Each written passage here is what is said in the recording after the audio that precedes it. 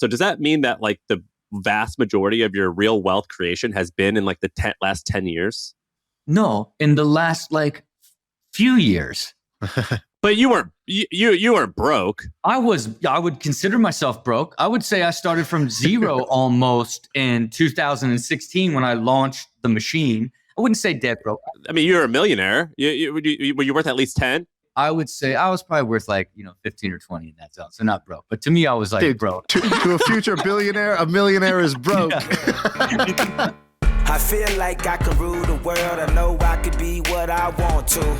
I put my all in it like no days off. On the road, let's travel. Shaan, say exactly what you just said to me when we finished our recording with Rob Dyrdek.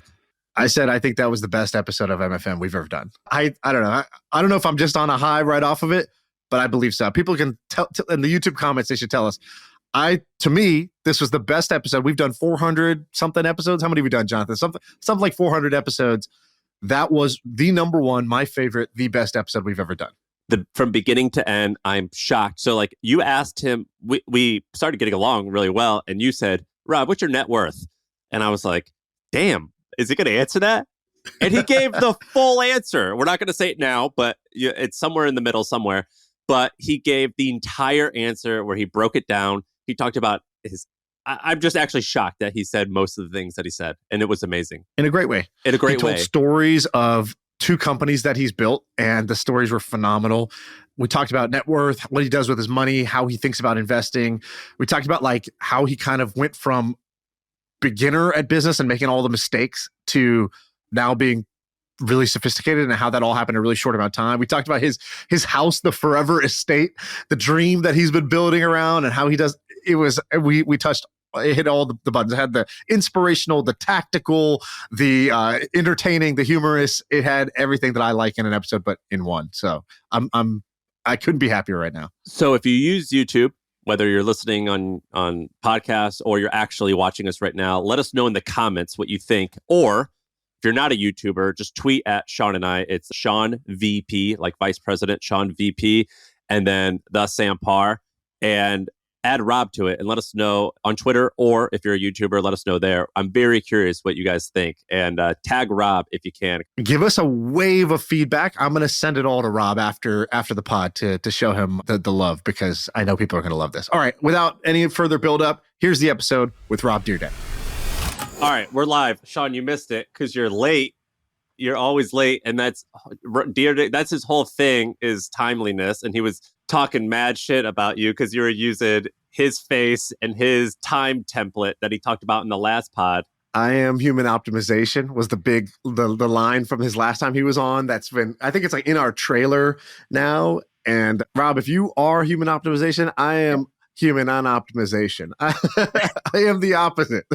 Yeah, and hey, look, the beauty of time mastery is its time flexibility and understanding that life is this living experience. But nothing brings me greater joy than to know a man that was using my time data for customer acquisition and knowing that how much I collect my data and how specific I am with mastering my time would be 7 minutes. Have me waiting for 7 minutes is what makes it even more, makes life more grand to me. To know that for you knowing how much I respect and use my time so thoughtfully that you would steal a little bit from me, even is fun to me. You know what I mean? It's very fun. Okay. That is well played. I appreciate that. Dude, we were talking about a bunch of stuff before you hopped in. Well, Rob, I want to talk about that in a second, but you came on, I think 2 years ago or a year and a half ago. I don't remember. I just reread the comments a minute ago. Everyone said the same shit, which is the exact same thing I thought, which was Rob's just a skater. He's smart and does good TV shit and all that stuff, but we didn't realize that he was this profound. And that pod, I felt like it was like you're coming out as like this like human optimization thing. Now I've watched you with so many other people, and I've gone more in depth on some of your stuff. Is that true? Was that like the artist formerly known as Prince moment? You guys get all the credit. Thank you. That's what I was looking for. Hey, because let me give you this. You led out with trying to talk to me about, you did no depth of research into seeing what I was up to. You let out with some skate talk and TV talk. And then I went on like a 20-minute rant so that you could understand the depth of how I operate. Yeah. Then the entire conversation changed for an hour. You know what I mean? And that to me is like the funniest part of the experience was I said, okay, they have no idea who they're talking to. Let me lay this out real quick. But again, I'm so thankful that you guys, the conversation turned to, because it was also like, I had been collecting the data, using my rhythm of existence, but I'd never shared it before. So even then sharing it with you and then you guys reposting it, it really began to like create the wave. And then you guys put out a little thing that was about how would Rob monetize his data? And so you put out this entire thing about how to build an app and what I would need to charge in order to create a business out of it. And it really started the wheels in me of realizing that, man, I need to turn this philosophy first into then a usable digital product that's more intuitive, that's deeper than an app, that's actually a software that allows people to realize this level of harmony and overall happiness that I've created through this system, which has led to where I'm at today of continually pushing the philosophy forward and ultimately creating a software, was inspired by you guys. We get all the credit. That's nice. There's actually a couple listeners who, after they heard that, made their version. They were like, dude, he was talking about this. It sounded so awesome. He said he might share it, but we haven't seen it yet. So I just went ahead and I made my own version. It's linked to Google Sheets. It was kind of a janky version, but it definitely inspired, many people to look inward and be like, how am I treating my time? And it seems like you had the kind of the complete balance. You were like, I have my time that's with my wife and my kids, and then I have my work time, and then I have my body, you had it all. So I think that definitely inspired a lot of people to look at it, but it also inspired some people to try to build their own version of that tracker so that they could have the kind of the what gets measured gets managed type of attitude around their time. Yeah. And again, I think it's so much more complex than that, right? Because time's alive and your time and experience, your present, basically your whole life leads to this present moment in time. And then the energy that you feel at this present moment in time is ultimately the quality of your reality that you're in, right? So time ends up being this much more important aspect of learning to manage. And then you're changing all the time. The world's changing. You're selling companies. You're starting new companies. Your kids are growing, all these things. So like managing your time and how you stay balanced is constantly changing as well as you change. So it's this ongoing focus in my life that it's this constant assessment and adjustment to lead me towards a better probability of a better future experience. And that's what's difficult when somebody makes their own app. There's sort of a philosophy and a rhythm and a process that I'm creating in the software that makes it much more intuitive based off of the type of personality you have and the way your life rolls to get it to actually work, because otherwise it just feels like you're making checklists and making data, and then it gets too difficult and it's over. Before you joined, Shaan, we were talking about Andrew Huberman. And the reason why we were talking about him is because I like to skate. Rob is a skater, hardcore, obviously, professional skateboarder. And Huberman loves it. And we were talking about that. And I don't know if you know what Momentous is, Shaan, but it's like they're one of the main advertisers on the Huberman pod. And it's Andrew Huberman says, like, this is the only protein that I like. So obviously I bought a ton. That's what I drink every day. And Rob was like, is it Jeff? Is he the CEO? I'm supposed to talk to Jeff. Jeff is the CEO. Yeah. I'm supposed to talk to Jeff because Ken Rideout introduced us, who was also on the pod. And anyway, Rob was like, yeah, that's cool. It's amazing to see how fast that business grew because of Huberman's promotion. I co-founded that company not too long ago, and it's just crazy how fast it's grown. And we were like, wait, what? Rob, you co-founded Momentous Protein? Yeah, and look, and here's the thing with Momentous Protein. I co-founded it with Matt Wan in 2016. When they brought it to me, he had a vision for creating basically the most premium supplements that the market had ever seen, the Ferrari of supplements. It was called Project One at the time. And Matt was foregoing his first year of Harvard to build this company. He was 18 years old.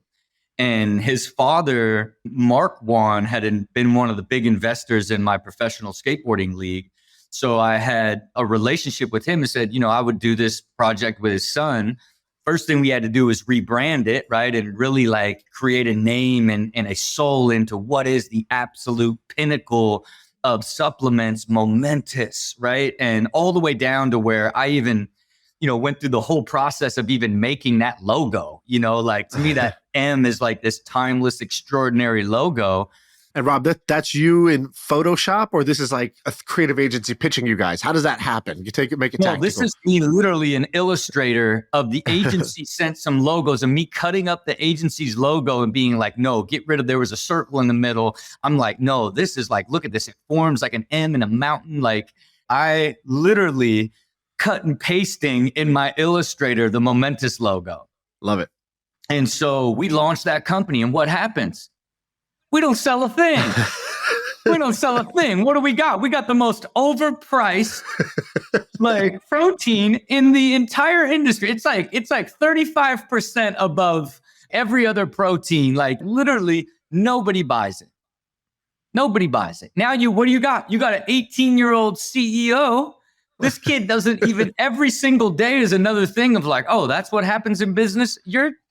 If you want to talk about the headwinds of no man's land and the pain of launching a business with an 18-year-old genius, right? Because he's brilliant, but he was 18 and didn't even understand anything about a company. And you can't advise somebody into running a company.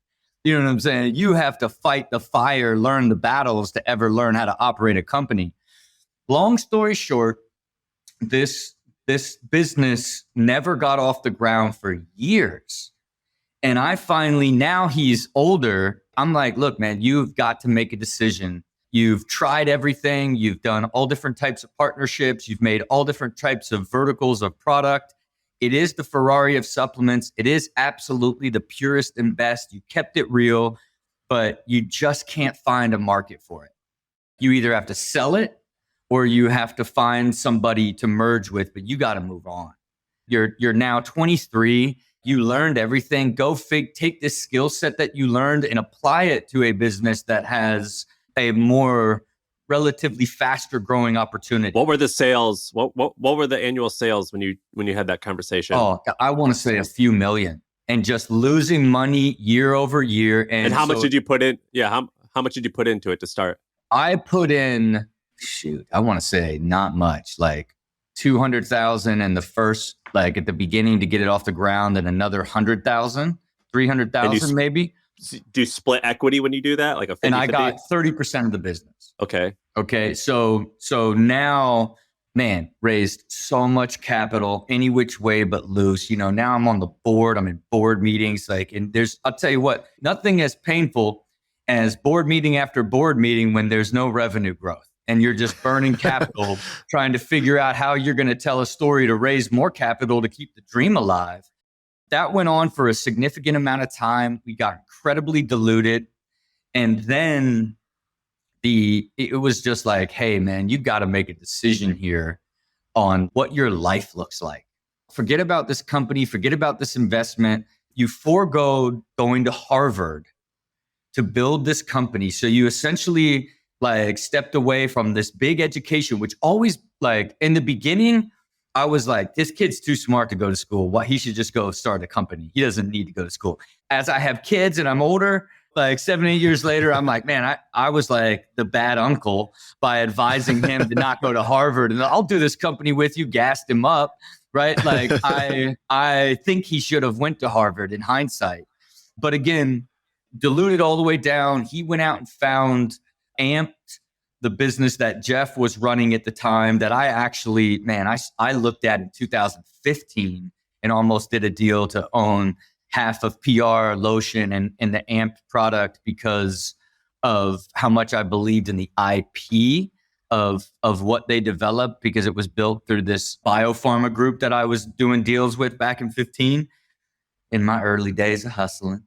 And they merged, and in that merger, then they did a deal. Now they're joint companies that the whole company becomes Momentous.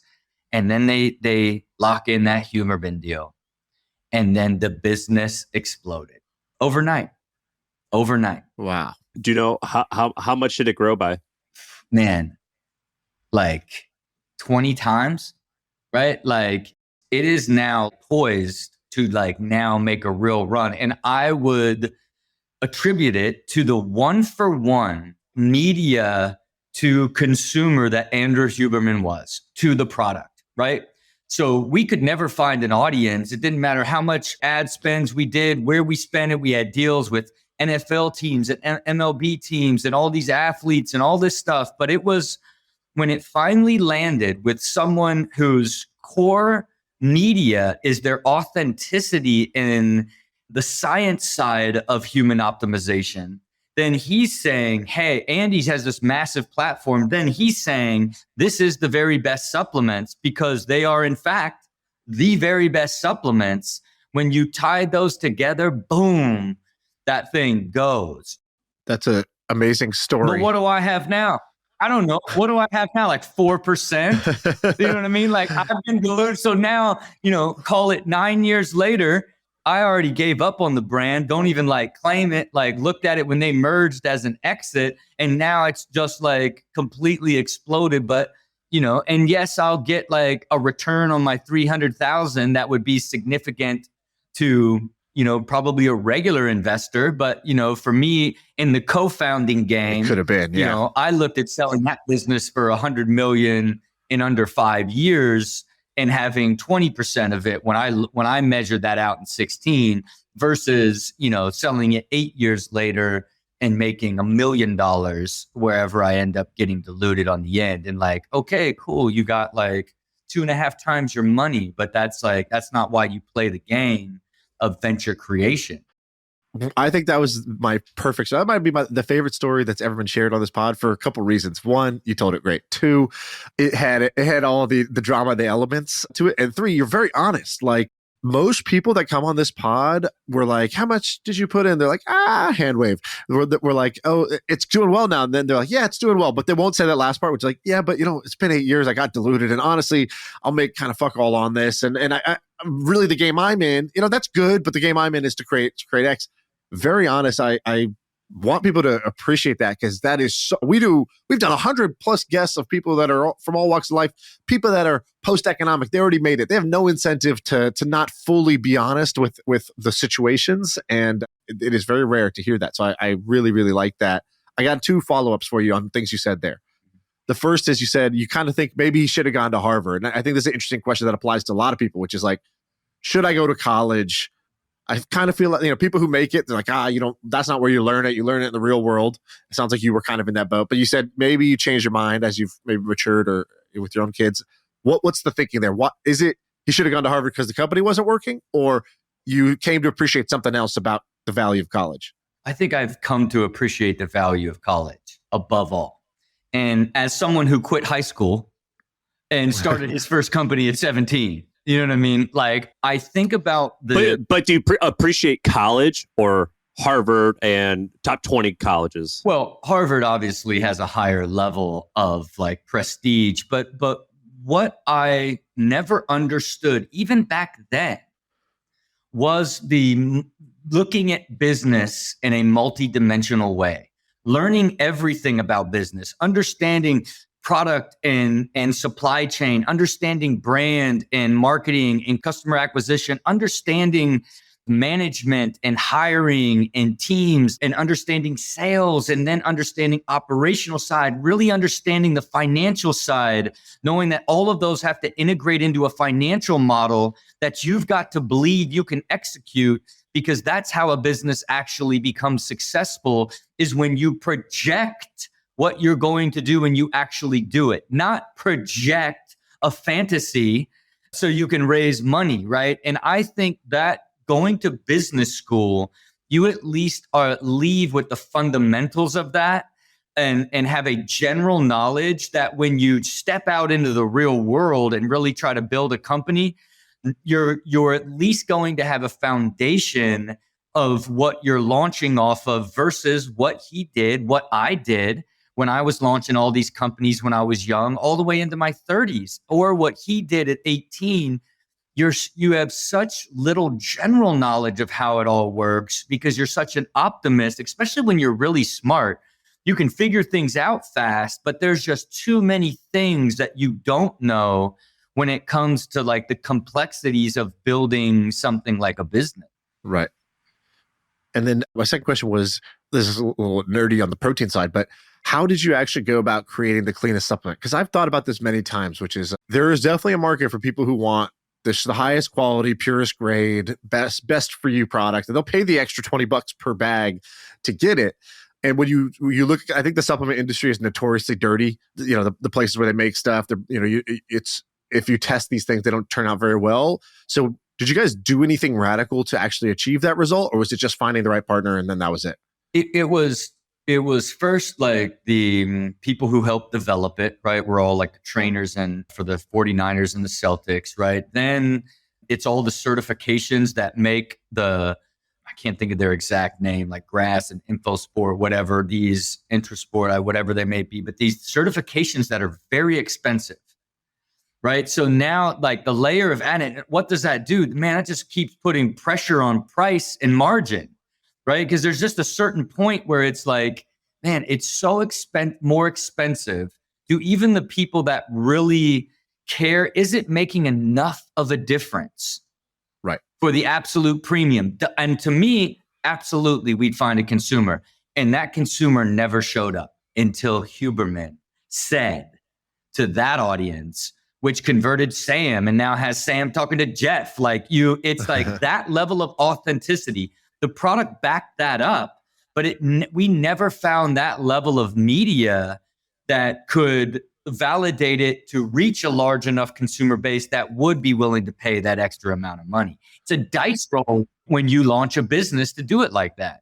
We need to get in the certification business, I think. Yeah, that sounds like the real business opportunity in there. This is cruelty-free certified ink. We will certify everything for y'all for the low price. By the way, it's funny that like Joe Rogan is like bro Oprah, but now Huberman is like Dr. Phil or Dr. Oz or something like of this kind of like the guy media game where it's the doc. If the doc says this is the way to go, if he says this is clean, he can move a lot of product, like an unbelievable amount of product in a short amount of time. But look, you think about, it's like when you think about the depth of him and how he approaches it, like how deep it is. So it's like he's earned that respect from you. And so it's like you don't question whether or not Nike's going to put as much effort and innovation as they possibly can into a running shoe. You don't even look into the technology. You pick the color and which one feels the good. You know that they're going to do all the work to get it there. Developing that level of authenticity is incredibly difficult, because there's a lot of other people that are Huberman-esque that do not have his depth, which in turn does not allow, or his process that you believe in, which in turn doesn't allow them to carry the same weight that he does. And that was probably just a straight cash deal when you guys bought that ad spot, I would imagine, right? Yeah, I'm not entirely sure. I wasn't involved in the company at that point. I'm not entirely sure what his deal is, but whatever it is, he got underpaid. Whatever it is, it was too little. Look, I am not privy to what it is, but whatever it is, they got a deal. You know what I mean? It's like, I just know that much. What are some other venture creation that you've been up to? So that was one amazing venture creation story. You got me hungry for another. Do you got any other interesting things you've been cooking? And how many have you even done? You've done dozens of these. Yeah, I've done a bunch. You know what I mean? And here's the beauty of it too, is like, I've made so much money, right? That you can play the game more honest, right? But you're judging yourself off of your IRR. But once you get to a certain point, you're playing the game for the speed of the IRR and the scale of the IRR and its potential. Because when I started the game, I wanted to build 50 to 70 companies and own 25 to 35 and sell them for between, 50 million and 150 million and make 20 to 30 each. But when, you sell a company for 200 million and get, $150 million, you're like, well, that's way more fun. Like, how do I move this number from 15 to 30 million a deal to like, 50 to 200 million a deal, right? You just begin to change as you're sort of evolving. And do less deals? You want to do less deals, right? And then you want to be much more focused on the opportunity and then focused on all the lessons learned. Would I start a supplement brand with an 18-year-old ever again? I would not. You know what I mean? Like, and so let me give you an example of an opposite version, right? So I was approached by a really, really seasoned CEO who had just built a company and sold it. It was a footwear brand called Greats. Okay. So yeah.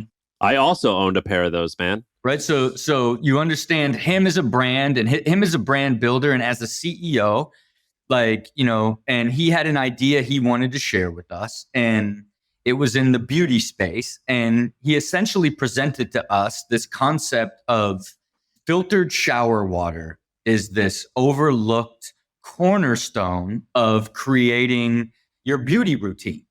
Like, your water is filled with all this garbage that dries out your hair and dries out your skin. It does all this stuff. Yet for some reason, no one's approached beauty and filtering the water, right? So we do and again, okay, wow, this is super interesting. Then now you look at it from a business model, right? Then it's like, oh, wow, now it's reoccurring revenue. So it's a single bit of hardware that now the filters have to be replaced. So now you've got this reoccurring revenue.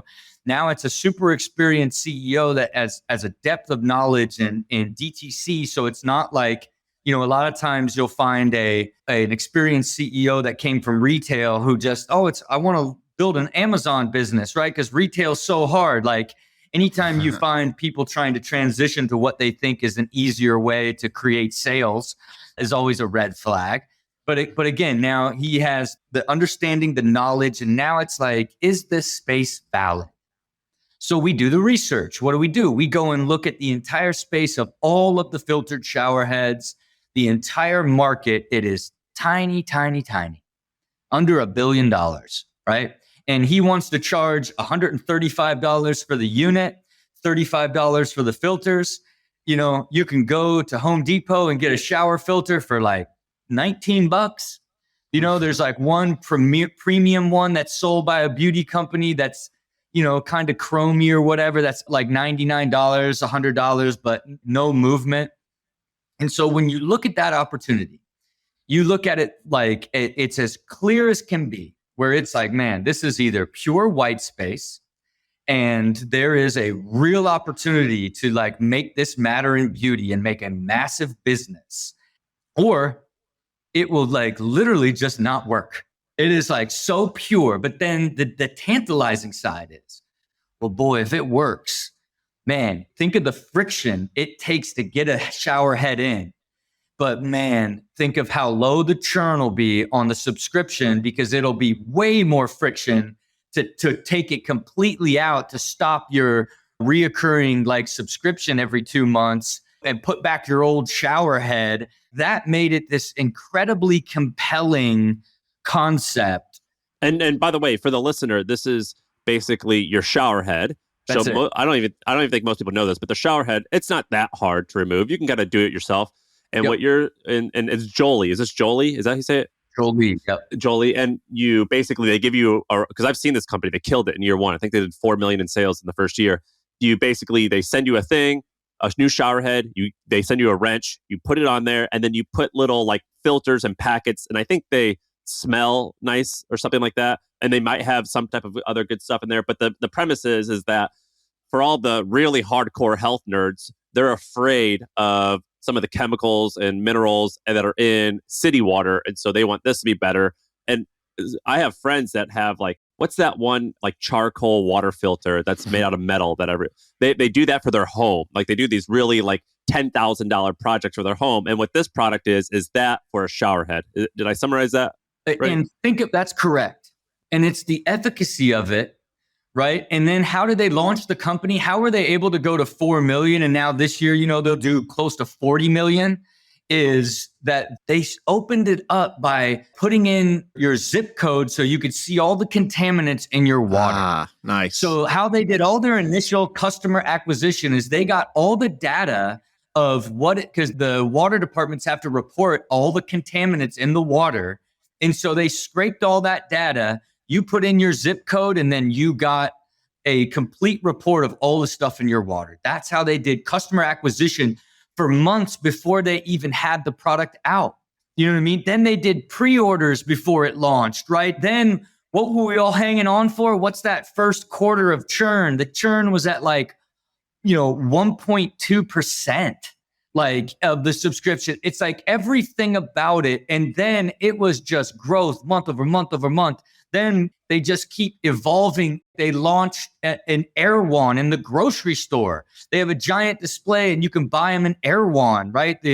It's like the entire process of how they did it overnight. Because you got to think, how do you value a business like that? That business is valued at 200 million plus in a year and a half. Because how do you really look at that where it's like, yes, it's selling hardware month over month, but then it is stacking subscription dollars. So it is this extraordinary hardware subscription service that is incredibly rare, that has made it so valuable overnight. He built the company with 3 people. We're the primary investor. It's profitable and never raised another dime ever again. Chef's kiss. What size check you do on that one? Yeah, I did 800 in that one. So that's substantial, right? For an early stage startup. I mean, I'm all over the place, but I'll go up to 10 million. You know what I mean? So when I think 800, I think it's like kind of small. What's been the biggest bet? Like where have you plowed in something like 10 million into? What type of bet was that? When my professional skateboarding league, my production company merged with Nitro Circus and created Thrill One Media. And then we sold Thrill One Media for 300 million, right? Of which we got 200 million, right? And this was sort of like the layering in of my production deal. And then the group that bought Thrill One, I invested 10 million with them to buy me, and then did a separate deal as it relates to having a bigger stake in the production company that I sold and my league and the overall sports property. Because I knew during that transaction, I knew I was going to negotiate for a bigger television deal. So I basically leveraged my ability to go and get a lot of value for the company. So I got all this equity back. They just paid me, close to 200 million. So I used 10 of it and to invest in buying me so that I could turn around and hopefully make another, not nearly as much, but hopefully like another 100 to 150 off of it a couple years down the line. And when you say we, is that like Dyrdek family office, or is that, right, you don't have a fund, right? Yeah, it's just your family office. Just my money. Yeah, this is all my money. So I just run it like a family office, and I just look at that as where I would deploy venture capital, right? So if I just deploy capital into real estate and ventures that I have a much more control over, and or I have a higher leverage or position. But it was amazing. Think about this. In the closing of the deal, it was the most money I made in one shot, right? And the most I had invested at one shot in a venture. So with the here on my, closing that deal in the Zoom call, it was the most I made and the most I invested in one, one here, whatever, whatever my final check off on was it. But again, what are the stakes of it? It's whatever, you know what I mean? I look at it as it's fun, and I'm underwriting the business because I went and signed a massive television deal. So I'm underwriting that entire roll up, and it's amazing partners. It's Dana White and the Fertitta family who own the UFC. So it's even being close to them and knowing them for so long just makes the joy of even partnering with them fun and exciting. And I dedicate very little time to it, right? I still help sort of adding the vision and how to continue to evolve it and grow it. But I, continue to shoot television at an even much higher scale. Like now I'm shooting 336 episodes a year, up from 252. That's still at 4% of my time. That's, essentially 5 hours a day, 4 times a month for 10 months, right? Like is essentially what it is. But it's underwritten the entire roll up. It is, a $1 billion television deal over a 7-year period with the production and everything involved. I get all my talent money, but then I'm also leveraged into the roll up in the production company again to sell it again. And it's just squeezing water out of a rock. You know what I'm saying? It's like you're looking at opportunities inside every deal.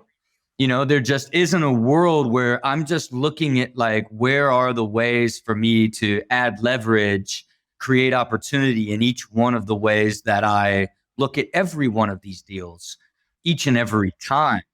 Who are some of your business advisors, mentors, friends that are helping you develop this muscle? Because, you go from, and anything you want to do, you go from a white belt to a blue belt. Eventually you can become a black belt. And it sounds like, when you started, you were more of a white belt like everybody. And now, looking at structures, looking at ways to double dip, looking at ways to, measure, okay, I want IRR, but also I should be thinking about the gross dollar amounts and maybe fewer deals, but bigger deals. Who have you learned a ton from that you respect either as a friend or a mentor on the business side? Man, I don't think anybody plays the game like this that I know that's in my circle. I think it's that experience. And it's that like continually looking at every deal multidimensional, right? And I think like the gift that I actually had early on is I used to look at media and marketing multidimensional, right? So like in the early days, I would, be able to look at like a television show and how are all these ways that I can monetize it, right? Like how do I own the rights of media? And then I could sell that to different people. Like I always looked at opportunity multidimensionally, but I didn't understand how to build and create value in business. So I never looked at business multidimensionally. And I just think once I taught myself really how to look at business holistically and how to create and build businesses to sell, creating value, that then I began to look at, how can I see all of the opportunity in these different angles in order to create the most value for myself. And a lot of times underwrite risk. You know what I mean? Like if I didn't know I was going to go and sign that mega television deal, I wouldn't have put into 10 million. But but then I said, well, what if I go and sign this deal? How much additional equity will you give me for my 10 million? Right? Then they're like, oh, if you go and get that deal, then we'll give you 12 extra %. You know what I mean? Like, then it's like, I just literally overnight made my 10 million worth like 60 million and underwritten it off of a deal that I'm going and making hundreds of millions of dollars to just do, so it's like and at the end of it, and keep in mind through all of this, I work less now than I've ever worked. You know what I mean? Through optimizing my time and getting more and more efficient of how I use it, I work at about a 40-hour week to manage my family office, all of my venture portfolios, and shoot television and a podcast. What do you think you're worth at this point? So you have liquid and you have obviously illiquid. What do you think the kind of the N word, the net worth is at? And do you have a goal with that? And last podcast, you go, I need to be a billionaire like I deserve. So like, yeah, where are we at? You remember that line? It was a beautiful line. No, I don't. But that's really funny. It's like I was doing, because you got to think like, I have this, in between our last call, I hired an amazing CEO that came from a family office structure. I needed somebody that understood business, but understood sort of the dynamics of a family office, but was also young and excited to go on a journey to $1 billion, right? And so I have modeling for just my cash flowing assets that take me to $1 billion. Forget about any of your venture stuff and building out sort of your pathway through the business side. I have modeling out to the year 2050 that I have fully integrated on all asset classes that I'm even investing in. Now, where do you make the $1 billion? You make it either slowly over time at compounding or in big chunks, right? So if today my net worth of all of my assets is a little just under 350 million, right? That the pathway, there's the slow, long pathway to $1 billion. That's easy through compounding, right? Because the majority What do you assume? of Just like 7 or 8%?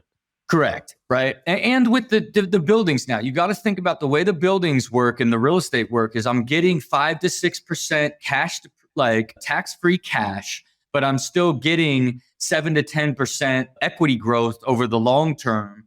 And some of those are, call it with the cash 15, 16% IRRs, but a lot of the buildings that I've sold, I ended up with like 35 and 42% IRRs. Right. And then what do you do with that? You 1031 exchange it and you get new buildings on an ongoing basis. So like that real estate even side of it is compounding in a unique way. And then with my cash, money markets are giving you 5% right now, close to 5%.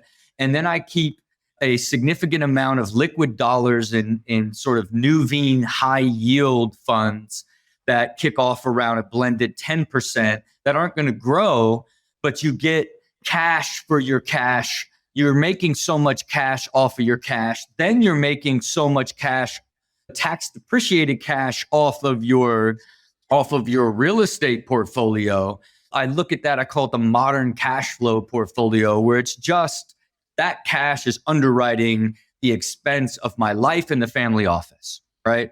And so I don't even like when I have these big exits and when, all the money I get made from TV, I look at all of it through the lens of how much am I actually making post-tax per hour? So, okay, it seems like I'm making a lot shooting television so efficiently, and how much time I actually work on the Dyrdek Machine and the actual venture side of the business when you look at long-term capital gains versus ordinary income. But boy, when you look at the amount of time I spend on that cash flowing portfolio and real estate, it's a couple hours a year. And so what do you have as a dollar per hour goal? Like what is good for you? What is bad for you? Right. So like everybody has if I do something that saves me $100, I go return a blender to the store. That wasn't a saving of $100. It was a loss. I'm looking at $1 million an hour as the goal. You know what I mean? That's your goal. Like as it relates to energy and effort that's put into it. Right. And because it's fascinating when you look at how much money I make from television and then what that ends up being post-tax and fees, even though it seems like a limited amount of time and it's only 4% of my time, but seeing all of them through that lens, it's a way more interesting way to view it all. You know what I mean? And again, it goes back to time, because what life do you want to live, right? And where do you get time? Where can you buy time back? But ultimately, where are the places where you make the most money? And people don't believe in them. Like this idea of passive income. Passive income is not buying a building that you've got to operate and you're constantly dealing with like trying to keep it rented and things breaking and trying to make decisions. That's not passive income in real estate. Passive income is when you give money to an operator and they give you cash back for your money. That's when you're doing nothing. Now what you have to get good at is evaluating rules and creating principles for the type of operators you'd be willing to deploy capital with, so that you know that they're world-class and that what they say they're going to do, that they do, which in turn, all you're doing is reading statements and putting a little bit of time to think through future strategy a few times a year. That's the difference on the way you choose to get into an asset class. And based off of the last pod, you were saying how like, I think you said, I think you're 47 now, right? I think you said into your late 30s, you'd screwed a whole bunch of shit up. I think when you were trying to raise money from, I forget the VC or PE company, but you were raising money for something and you're like, dude, my business sucks. I'm losing money. Turns out I was wrong. So does that mean that like the vast majority of your real wealth creation has been in like the last 10 years? No, in the last like few years. But you weren't broke. I would consider myself broke. I would say I started from zero almost in 2016 when I launched the machine. I wouldn't say dead broke. I mean, you're a millionaire. Were you worth at least 10? I would say I was probably worth 15 or 20 in that zone. So not broke. But to me, I was like, Dude, broke. To a future billionaire, a millionaire is broke. Well, yeah, but he described it. He was like, in my 30s, he's like, I spent this, and you said phrases like I had nothing. And yes. But I would tell you that the majority of this wealth was all created between 2018 and 2022 over that 4-year period, right? And now it's exponentially scaled, right? I don't even know, when I think about sort of how I very conservatively value the ventures that get me up to the 325 zone.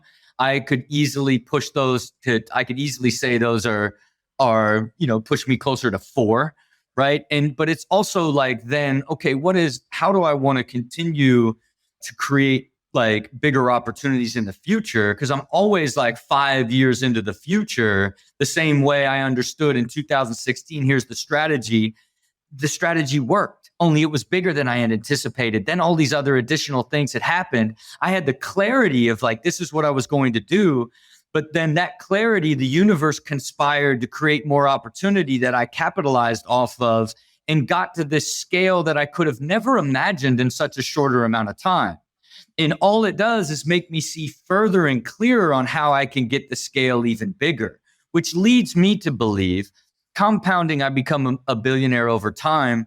But I believe I can create some ventures, including the software that I create, and the platform that I want to build to speak to that core audience, that I believe I will be able to monetize it at a much higher scale in a shorter amount of time with my existing portfolio of assets. And if you Google your name, you'll see like you went on a little bit of a buying spree where you're buying like, I think 4 really, really nice homes in LA. But I thought there was a quote saying, you're not going to live there. That's rentals. A, is that true? And B, what type of real estate are you actually buying that you consider cash flowing real estate versus just personal? Yeah. So I would never buy a house to rent. That's like, yeah, I didn't think so. I thought it said, I thought it said that maybe it was like on the, what's it called? Like the dirt or like the real, something like that. Yeah. Really what I did, and this will give you an clarity on how much money I had and how dumb I was in 2015. Okay. I had met my wife. All I wanted to find was a forever home. I had realized in 14, I had begun to develop learning everything about business and everything. You got to think, in 2013, I was dumb as dirt. I was at the bottom. I didn't understand business. I didn't understand anything. I hired all the consultants and all the groups and began to formulate everything I needed to learn to speak the way I'm speaking today, and the strategies of what money is, where do I want to invest it? Never even heard of multifamily units in 2014, right? I then took all of my money at the time. I had all the money I had to my name in 2015, it was $12 million in cash. Moved it all to cash, because I had money in all these different brokers and didn't know what it was. Here I am in 2015 with a vision for how I'm going to create a venture studio, the Dyrdek Machine and the whole thing. And I'm looking for a forever home or a place to buy. And I find the most heaven-sent piece of land that God has ever created in a gated community in Beverly Hills.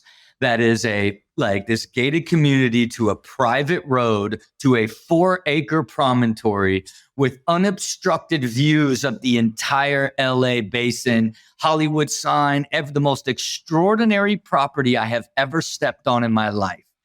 And paid $10 million cash for it.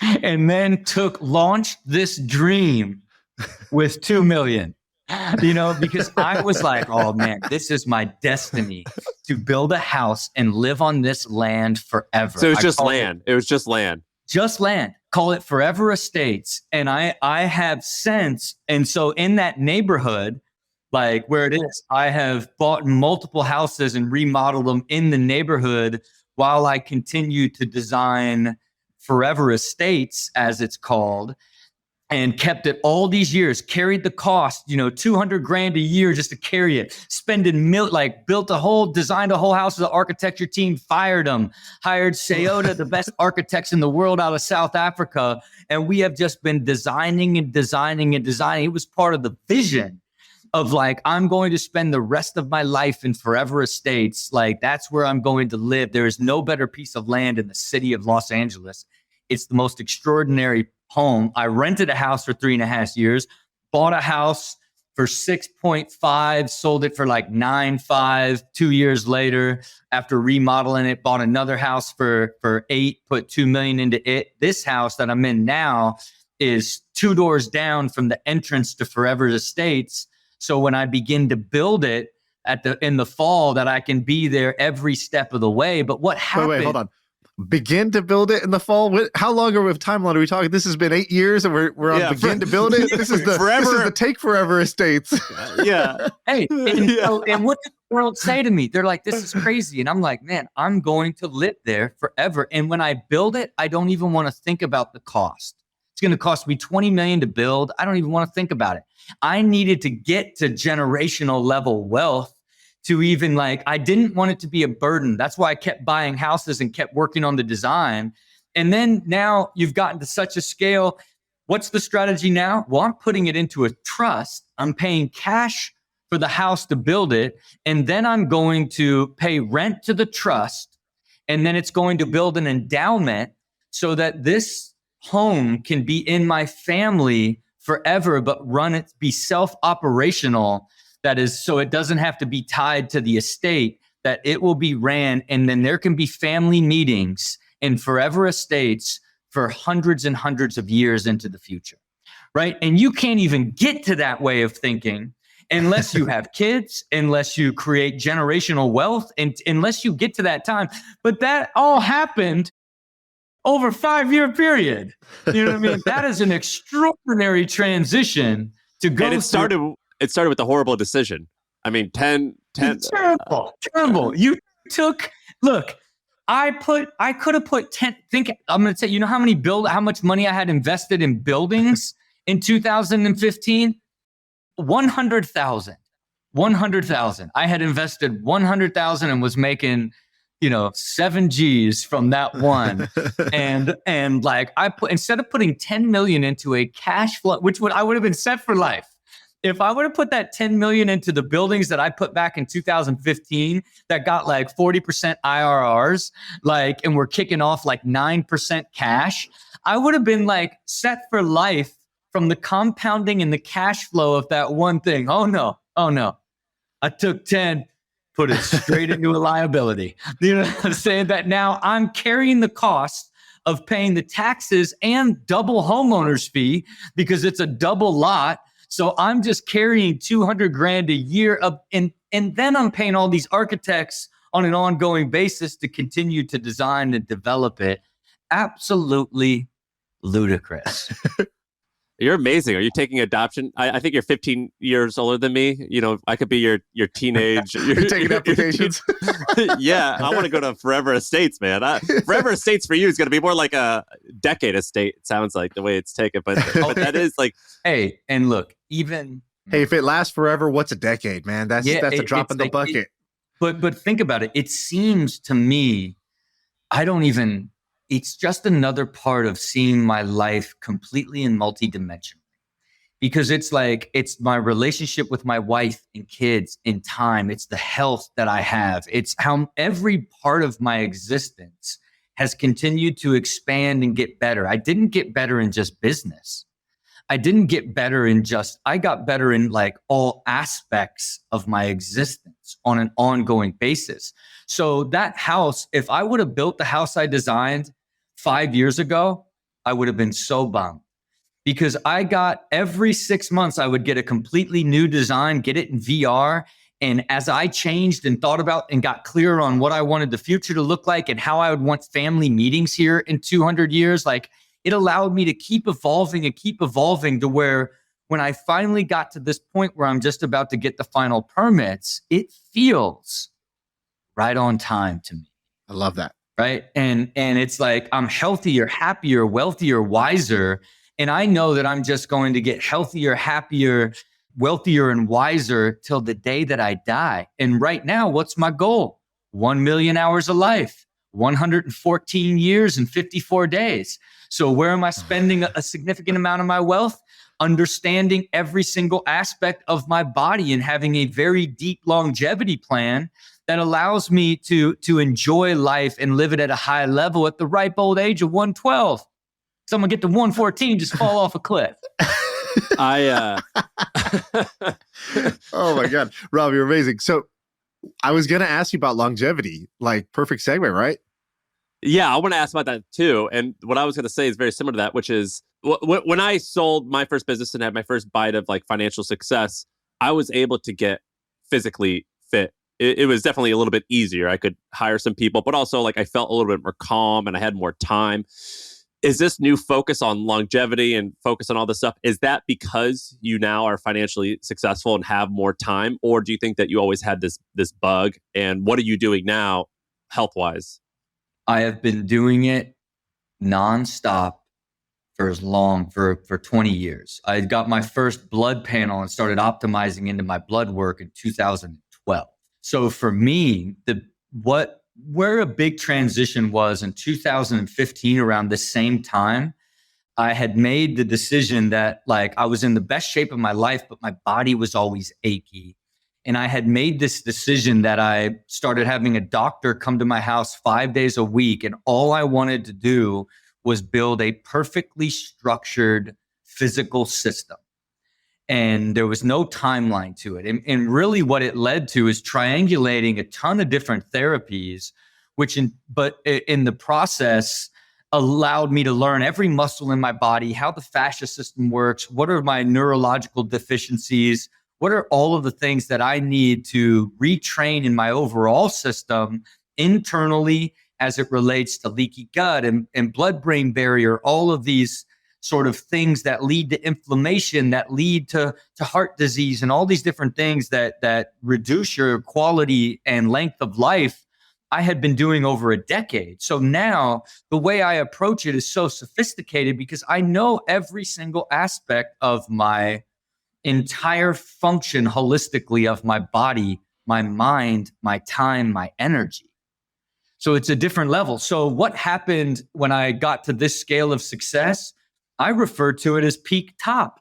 It's the same psychological chaos that happens to a drug addict at rock bottom, where like you finally make a shift in you, where like you can't be a drug addict anymore and something shifts in you mentally.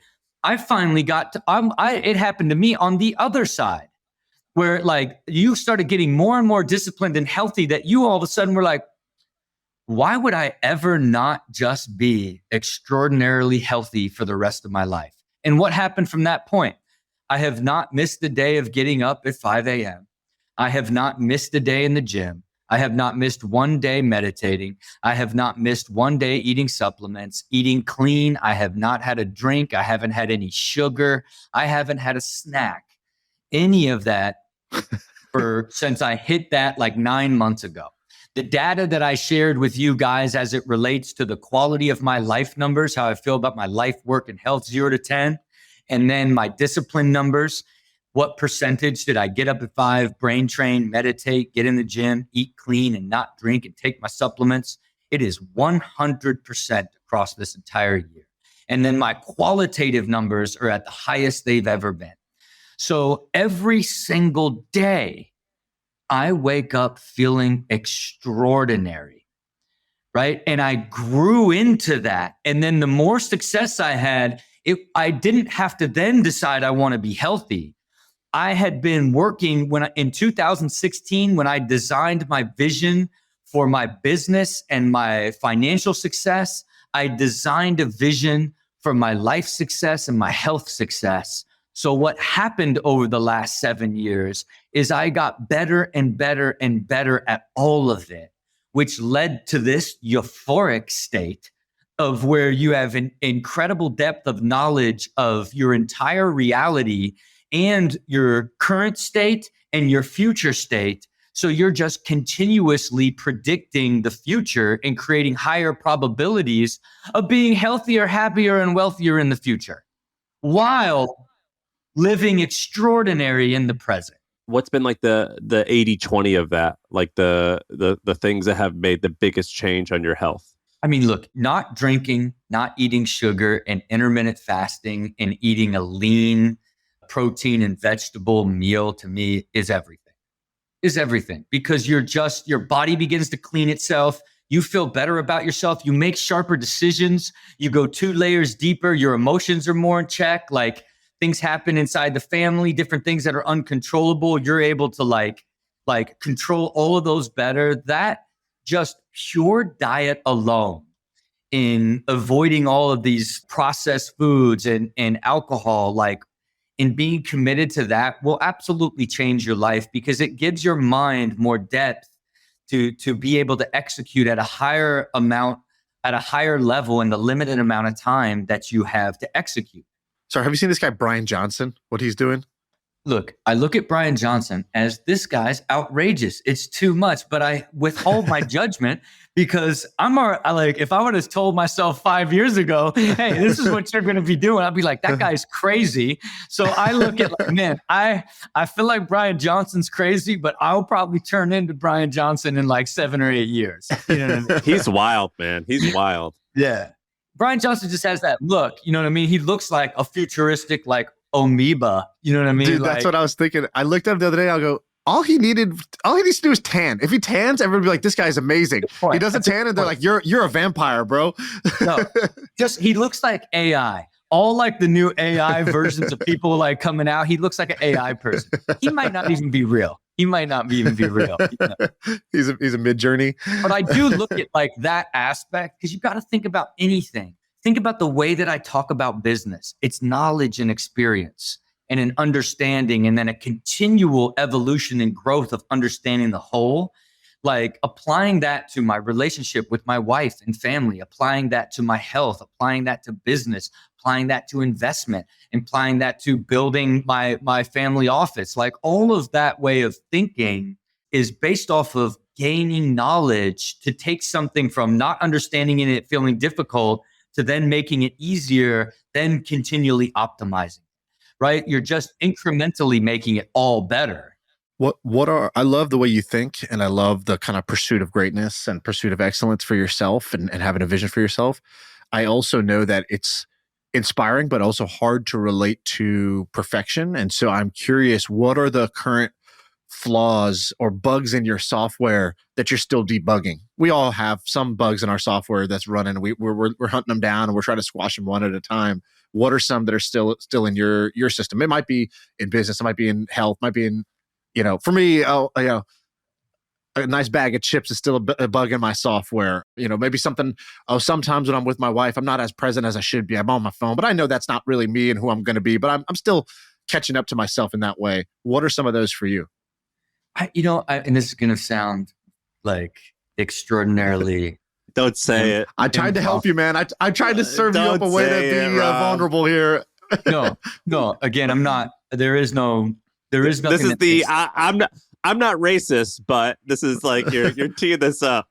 Yeah, no, I'm not. There is no, like, to me, it is, I still get triggered, like, and will get angry. Like when my expectations are mismanaged at a high level, I'll get mad and get like, and snap, right? Like I'm not even kidding you. Like even when I get triggered, I'm trying to stop the triggers to avoid saying something, like letting it come out, right? Like but I still feel the trigger. My goal is to get to like, don't even let things trigger you.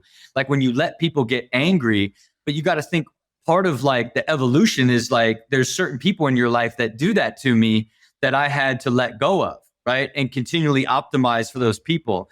And this is embedded in my soul. This is embedded in my soul.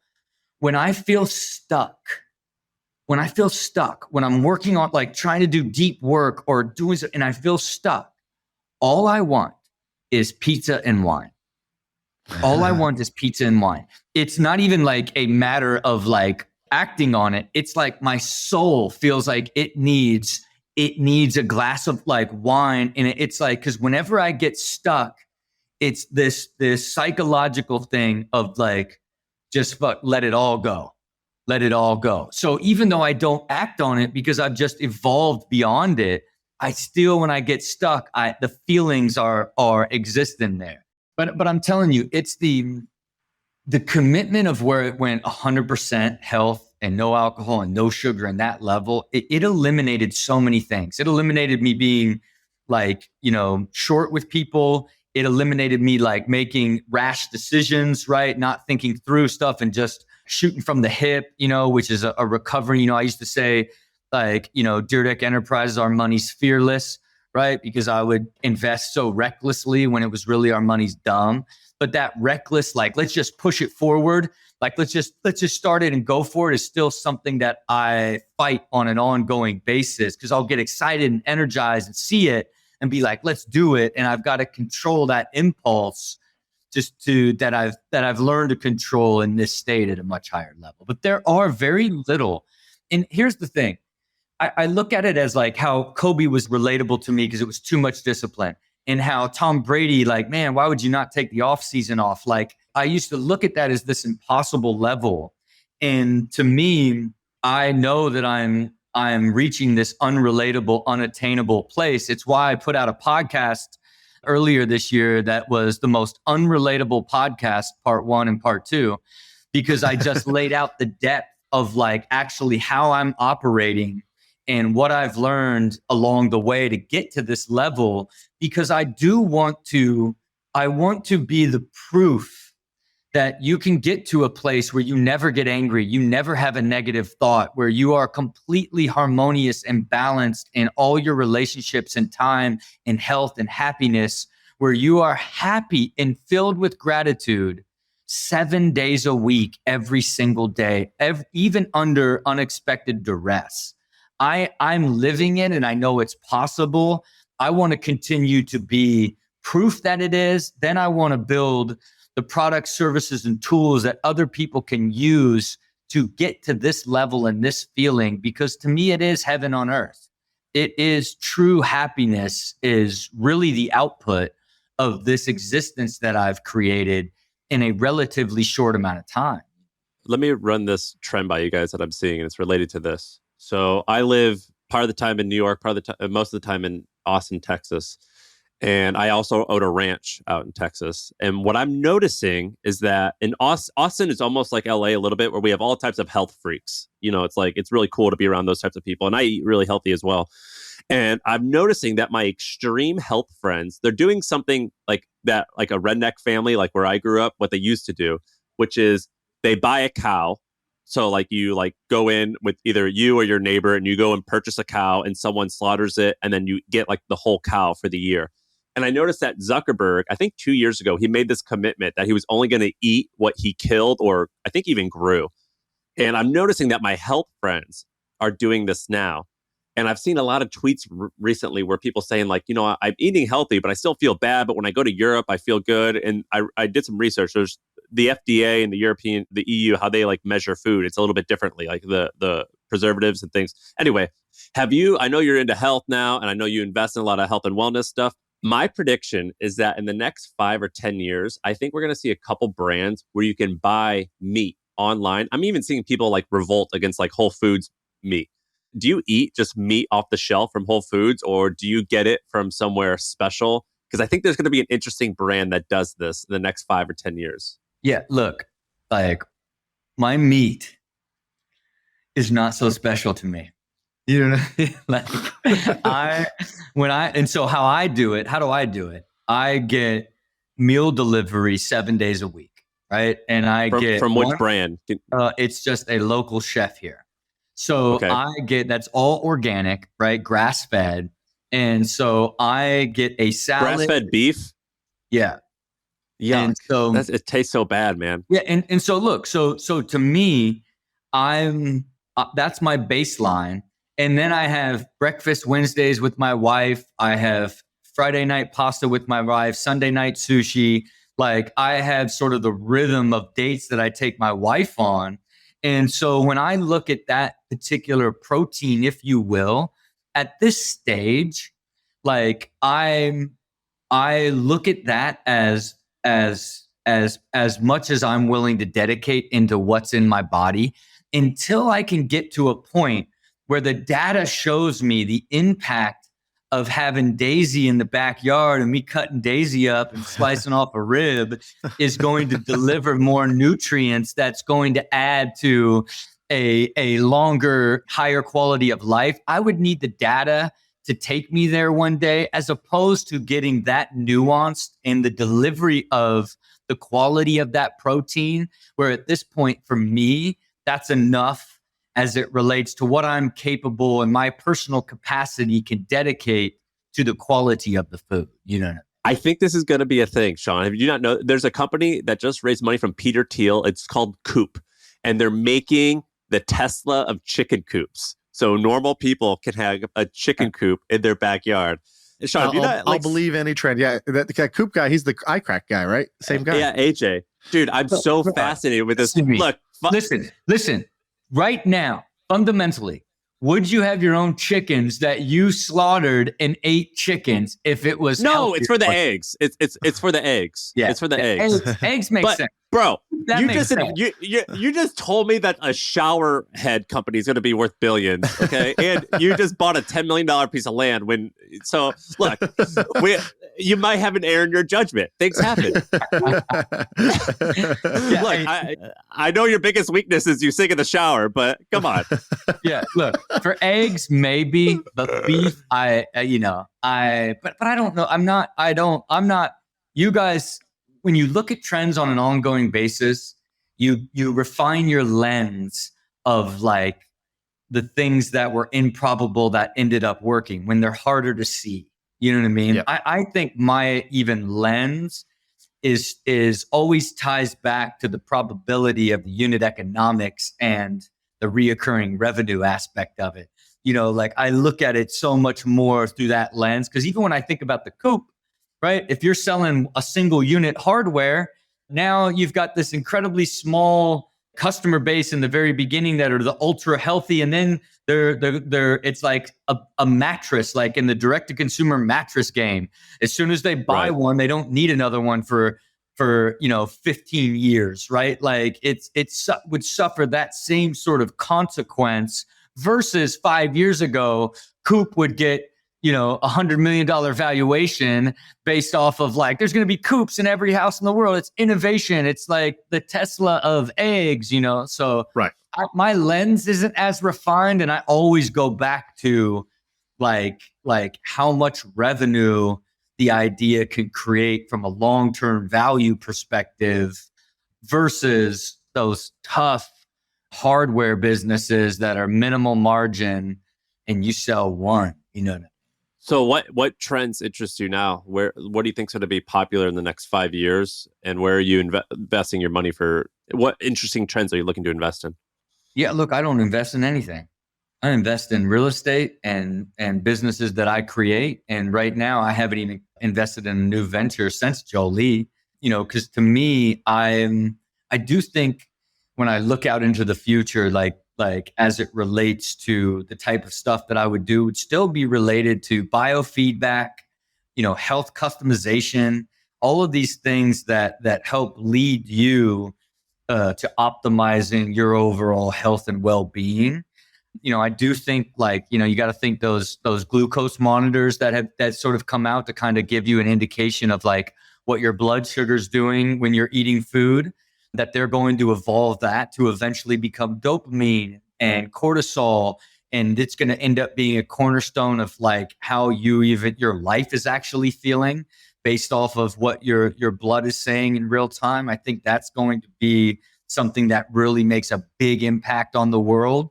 And to me, I want to time into creating the existence management system that helps you manage how all of it fits together to lead to your present moment in time and help you optimize for guiding your life to creating higher energy present moments that you use with purpose. And whether that's to be on your phone and watch TV with your wife because you're tired, or it's for you to be ultra present with your kids so that you can actually experience it, or you want to be able to use the present to design a better future for yourself. Like, it's really about how do you become this healthy, develop healthy and understanding and the knowledge of yourself, develop the ultra awareness of everything about you so that you can continually live a consistent state of joy, because feeling joy over long periods of time is what it creates the feeling of happiness. Shaan, we could wrap up with whatever you want to, but I know that people in the comments are going to be like, why is that douchebag bringing up me? What the fuck? They're already going to, I already know they're going to flame me in the YouTube comments for that that's one. all right. I was just curious. Rob, I wanted you to, can you finish with a 2-minute crash course on something I've been interested in, and you know very well, which is production companies. So I noticed, I don't know anything about Hollywood or TV production, but my ears perked up when, I forgot who it was, they bought Reese Witherspoon's production company for some hundreds of millions of dollars. Then I saw that Peter Chernin from the Chernin Group, he's doing a roll-up of production companies. He's putting $1 billion to work rolling up production companies. And I thought, oh, that's interesting. I read some interviews and he's talking about why he thinks there's a, growing and sort of insatiable demand for content.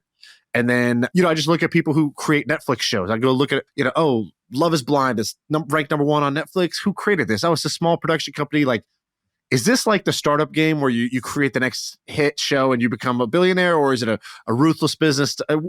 Can you just describe what creating a show or creating a production company is like, and if that's a good business to be in or not? As someone who sold their production company for $200 million and who had an offer on the table that fell apart for $400 million recently, it is the worst business that you could ever get in your life. It's like, and I'll explain to you why.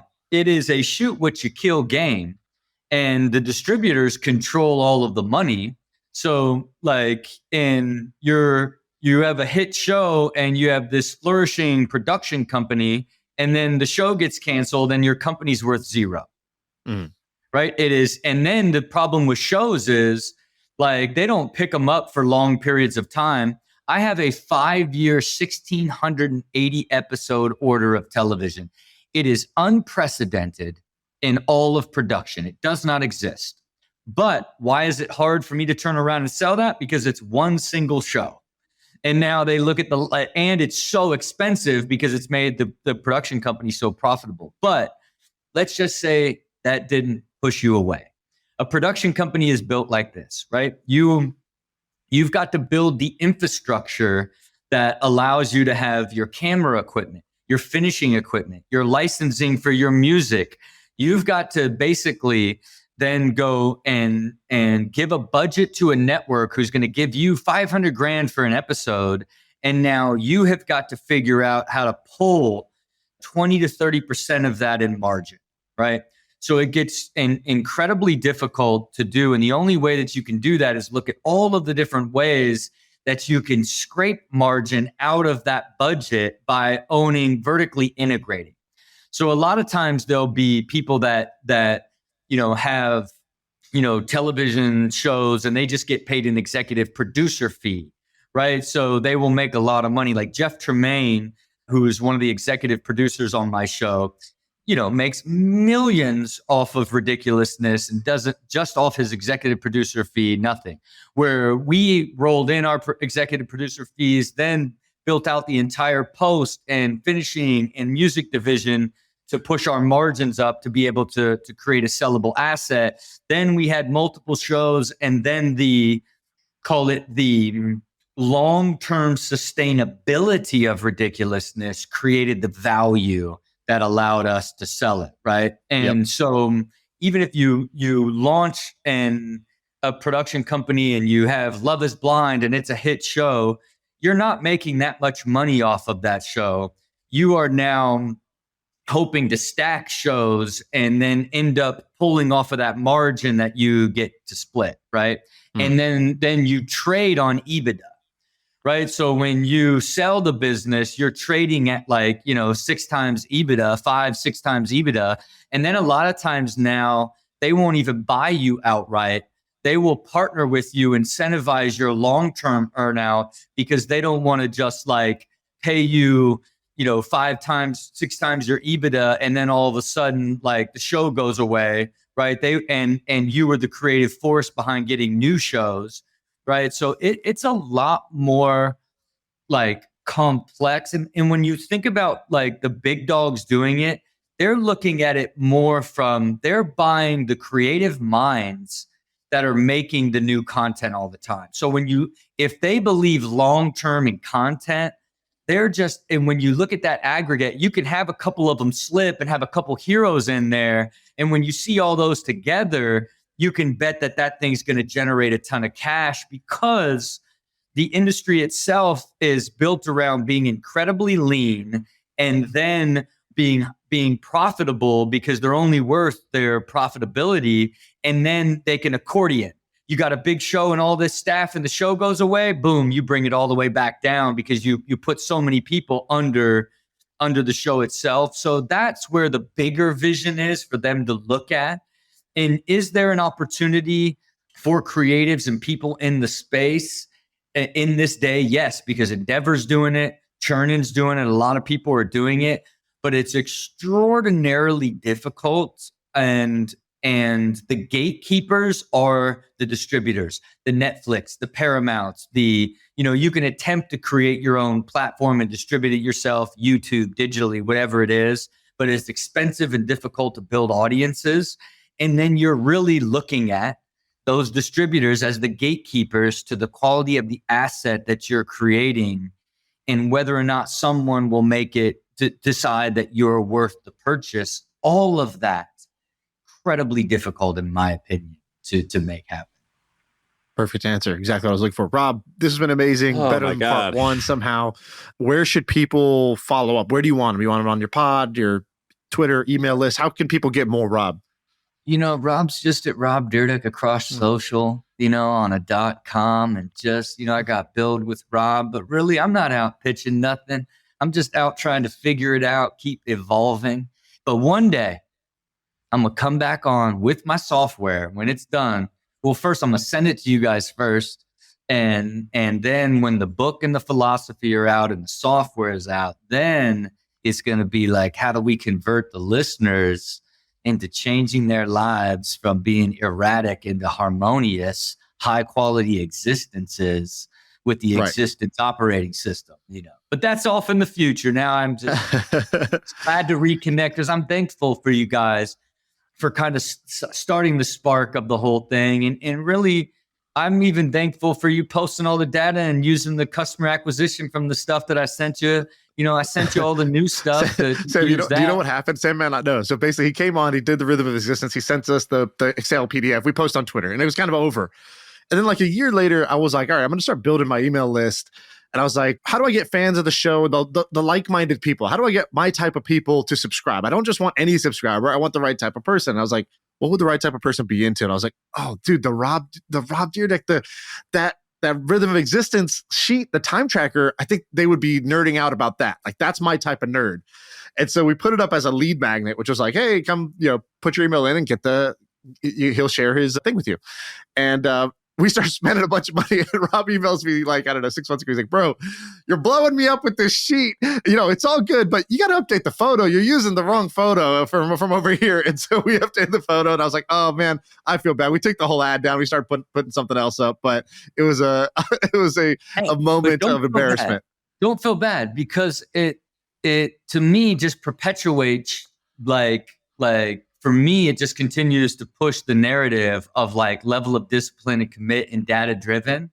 So, and Rob, you said you subscribed. It was good in that we were preaching your gospel and makes you look like a badass. So there's nothing bad there. I just should have asked you first, and I had forgotten to do that, or I didn't do that, and that's why I felt embarrassed. I was like, oh, my bad. I appreciate it and thought it was funny, but I was also like this is great. Then I was like interested in the data from your perspective of like, okay, well, I wonder how many it converted, just to kind of understand like how many. Well, there was nothing to convert to, right? Like, since you had the DocuSign, it was just the views of the PDF was like what I was interested in.